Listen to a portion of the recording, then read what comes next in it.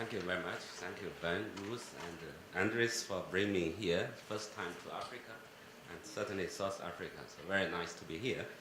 I think many people here are very familiar with this kind of regional and global themes, especially China in Africa, China in Latin America. But unfortunately, I'm not doing this, and it's not because I'm not interested, but it's just that it happened I didn't do this work, but I do have my colleagues in my college who are doing this with cooperation with Ian schools. And, but there are many reasons for me to focus my interest on China internal issues. I think first, everybody knows China is big, both in terms of the territory. It's 9.6 million square kilometer and 1.3 billion people. And secondly, we have a lot regional differences in China, just like any other country with a neighboring country. And in China, we are considering the province to other neighboring province like the regional, I think, the structure. And thirdly, in China, stability has always been the top priority for the Chinese government. So therefore, everything related to internal will really draw the most attention from the government. And fourth, that we are proud to say that everything in China, if we do not want to compare with other countries, we say we have Chinese characteristics. So, but anyway, we do have our society with Chinese characteristics. And fifthly, in China, for the development or economic growth, the domestic market or domestic consumption has always been the most top driving force for the development. And finally, certainly, if not knowing very well the internal structure, then it's difficult to understand why China is going abroad. So therefore, I'm doing so much explanation to say why I'm doing my internal studies. And my presentation is about, sorry, I just make this. Yes. It's about land, labor, agriculture in China. It's including everything about agrarian study, land, agriculture, labor. And it's bifurcations in agrarian structures in China. In general, first, if you like to understand Chinese agrarian transformation or agrarian structure, you have to know the two basic facts which I mentioned already. The population is 1.35 billion, and arable land is only 0.13 billion hectare, meaning per capita only 0.1 hectare. This means per capita. If we think about per rural person, then it's much less. So each household with 3 to 4 people is only about 0.2 hectare land. So that's very small plot. So in summary, we have scant quantity of arable land per capita and low quantity of arable land in general. So under this circumstance, my presentation has 3 parts. The first is the process of agrarian change in China from 1949. The current state is established from 1949. Second, the bifurcated agrarian structures in China. Third, some conclusions. Because of the time limitation, I first briefly bring you to have a tour of the Chinese agrarian structure from 1949. I just like to draw some milestones then to bring you to the picture. First of all, after the Communist Party came to the power, we first had the land reform. It's mainly the confiscation of land from landlords and redistribution to peasants who obtained private land ownership. So in the beginning in China, we do have land private ownership by peasants. That's from 1949 to 1953. Then we have the famous commune period. That's from 1953 to 1958. And for this period, we do have the collective land ownership, and peasants were paid according to work points. They do team farming. And since 1978, we have this so-called household responsibility system, which was initiated from the grassroots level. Basically, land was redistributed to peasant households for use of right. However, the land was owned by the collective, not owned by the peasant, but they do have the use of rights. And in peasants' words, for the distribution of farming in this period is called paying enough to the state and saving enough to the collective, and all the rest is to the peasants themselves. And that's from 1978. Still now we have the basic land ownership or land tenure system. And another important milestone or event we have to bring your attention is January 1992, we have the Deng Xiaoping's Southern Tour talks. And that was a few years after the 1989 event. And because during this talk, Deng Xiaoping stated that the fundamental difference between socialism and capitalism does not rest with planned economy or market economy. And for this Southern Tour talks, this really brings China to real, I mean, in our terms, market economy and economic growth, and urbanization is really the top agenda for the development in China.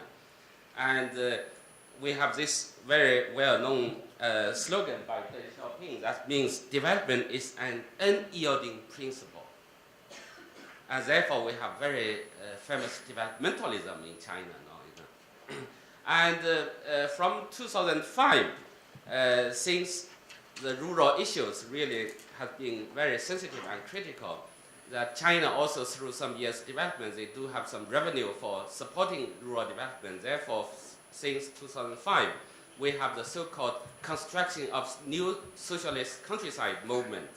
And together with construction of harmonized society and scientific development approach, all these very nice narratives in theory, and, but indeed had some implications in Chinese development.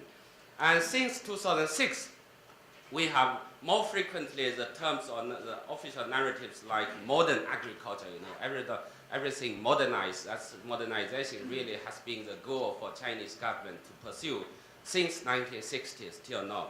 And also since 2006, we have the land transfer movement. Land transfer, you see, from 1978, the land ownership is belong to the collective, but the use right is owned by the peasants. And for land transfer, it's mainly like this, that peasants still own the land contract rights, but you can transfer the management right of the land to other entities, like modern farms, like in the industrial capital or other cooperative. And also, since 2006, we have really widely the capital penetration to agriculture and to countryside. So since 1978, during this household responsibility period, we do have other two phenomena. That's first is the labor migration. We have really quite massive labor migration. In 2014, the peasant workers is 274 million, and migrant workers is 168 million, because some peasants are working nearby. So, but migrant workers meaning they really leave their hometown and to the urban cities. And because in China we have this dual rural-urban system and also hukou registration system, therefore many families, they cannot bring the whole family to cities, but only the laborers working in the city. Therefore their children, wife, and elderly parents left behind. So this has really bring forward the large group we call left behind population, mainly left behind children, left behind women, and left behind elderly. And since 1990s, we have this infrastructure development, but also other urban expansion. We have a lot land conflicts, and in Chinese news you will find every day land conflicts. So that's generally about some milestone. I just bring you to have this tour for the agrarian transformation in mainly policy.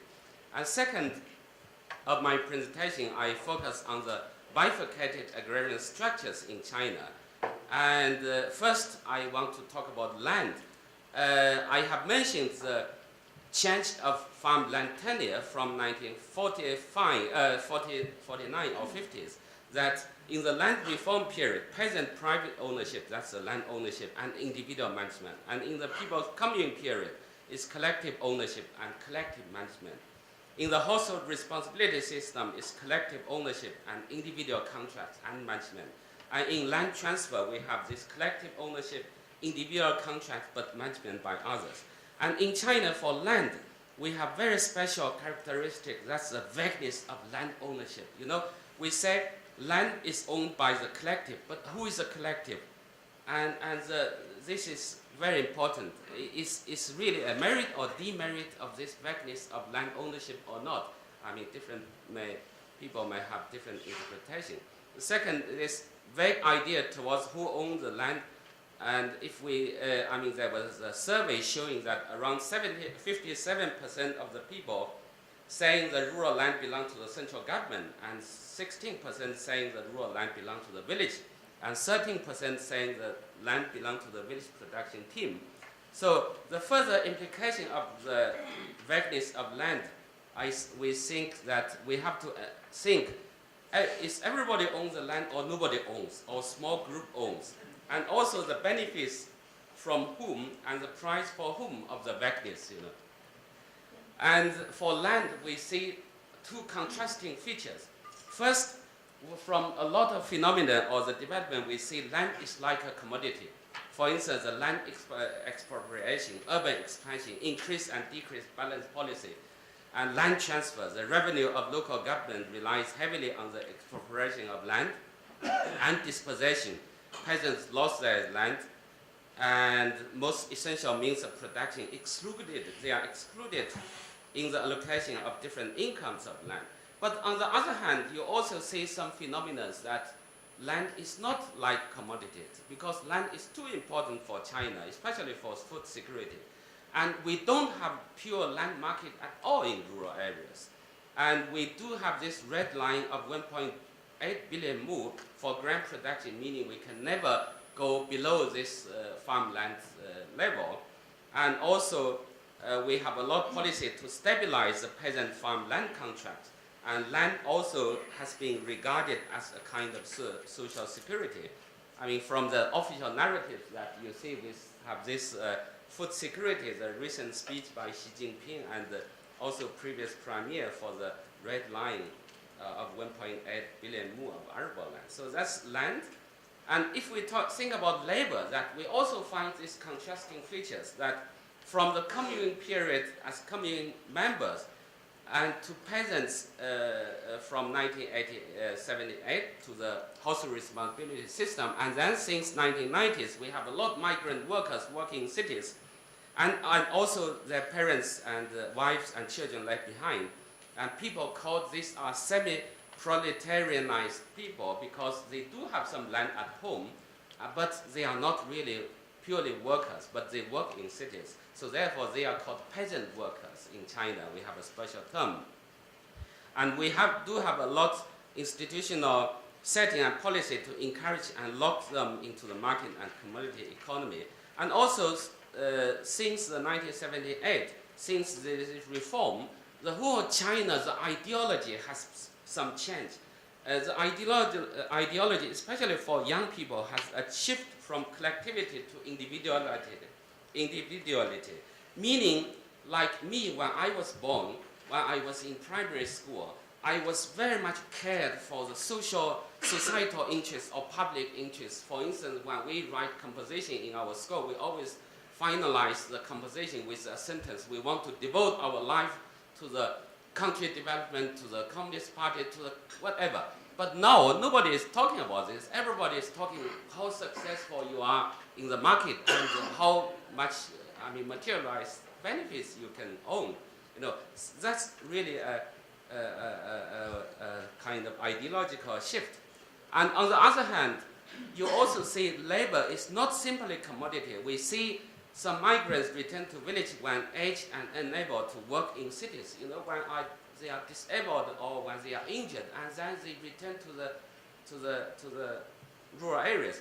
They also keep a lot of fallback options, land and agriculture, and also growing interest in investing in agriculture and forestry, and a lot of resistance everywhere. You know, you see the news also, some can be reported that when you study in China, you find resistance not only for the capital penetration to rural areas, but also ecological crisis and a lot of other things, you know.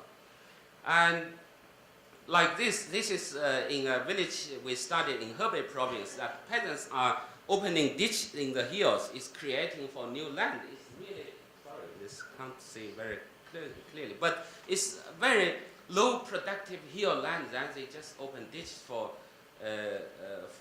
economic tree development.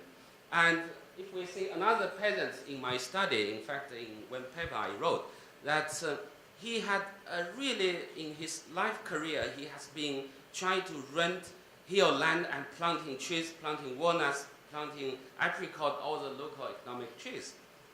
And so that's really some people are having growing interest, especially old people, for agriculture and in rural areas. And then let's talk about agriculture. We see clearly capitalist agriculture with land concentration in China. I mean, like modern agriculture, scale-up agriculture, high-tech agriculture. These are all the famous narratives in Chinese newspaper, especially by Ministry of Agriculture. Every day, you see the newspaper. We have Peasants Daily. It's about this. But in reality, you also find a lot of the persistence of peasant agriculture. We think peasant agriculture is really the basic land labor institution in China. And for this, migration is not purely, completely family migration, but it's circular migration. They return back seasonally to their hometown, and the remittance can be invested in agriculture. We also have family farming and family farm policy promotion in 2013, and also the food safety things. Peasants are, or generally the society, are paying a lot of attention to the safety of the food. And peasants' innovation, we see a lot of peasants' innovation in agricultural development, but also other economic development. In a lot of villages, like the village I just showed you when opening the ditch, I mean, like this, And for such kind of village, land is not fertile at all and very small. Capitalist agriculture or capital enterprise will never invest there. Capital can be attracted there, but not for agriculture, but for mining. So peasant agriculture will be the basic way in such area, many in China. Otherwise, it will have nothing. So if China gives up peasant agriculture, the country will be problematic. And you see in the official narratives, we see modern agriculture, agricultural science and technology, large-scale agriculture in all the policy narrative. But also we see the peasants are improving their resource base in the village we did our study. They just collect the sewage from the village, and then they will bring to the field. And like this old couple are developing fruit trees, and we'll see a lot of peasant innovation. They have innovative technologies, and these are usually energy and labor saving and environmental friendly. And state and policy, we see contrasting pro-capital strong and authoritative state, but also pro-peasant official policy narratives. And we see that the state is in highly promoting the free market and capitalist development, and also the tax productiveness approach and land dispossession. Okay. And also the other policy for peasants' protection. And in one literature, they said the authoritarian Chinese state has been both powerful and powerless. Okay, let me come to a final conclusion, that we think the agrarian structure in China is not linear, but complex one with sharping contrasting features. And in China, land and labor are not simply commodities, they are too important for China. And although the mainstream economists mainly they advocate that food can be imported from world market, but I think China will never give up food security strategy. And in China, many factors push the agrarian chain to the direction of food security and geosecurity. And that's its own trajectory will never be just capitalist agriculture. We find a lot of tensions and conflicts, for instance, between capitalist agriculture and peasant agriculture, between commodity economy and subsistence economy, and between neoliberal market and populist community. But during the above process, Chinese government has to find a balance. And when some people assume agrarian transformation in China will follow the path of capitalist development, China has never left the land, labor, and agriculture purely to the market. And there will be certainly changes in the future, but not easily the capitalist one. And I like to quote Karl Plony that leaving the fate of soil and people to the market would be tantamount to annihilating them. And finally, I'd like to use the picture is a cover for Yang Dao's new book in Chinese, and it's contrasting the upper right is a capitalist agriculture and lower left is a peasant agriculture. You see a lot of peasants in the circles in the agricultural settings. And I think a world with peasants is definitely better and nicer than a world without. I just see Henry Bernstein at the end. I'm very afraid to make this statement. Thank you very much.